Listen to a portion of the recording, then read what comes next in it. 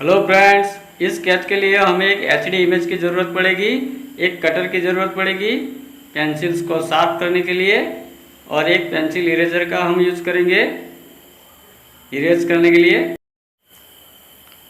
एक pencil extender का भी यूज़ करेंगे हम, जिससे हम इस पेंसिल को काफ़ी अच्छी तरह से बड़ा कर सकेंगे और अच्छी तरह से ड्रॉ कर पाएंगे। और ये 4B पेंसिल है स्टेडलर की मेरे पास, जिससे काफ़ी अच्छा ड्राइंग बनता है। सबसे इम्पोर्टेंट बात अब मैं बताने जा रहा हूँ, ये नवनीत की स्केच बुक है जो कि मुझे स्टोर से मिली है। इसका प्राइस काफ़ी कम है, ओनली 30 रुपीज़। देख लो फ्रेंड्स, ओनली 30 रुपीज़। फिर भी इसमें अच्छी तरह से हम स्केच को ड्रॉ कर सकते हैं।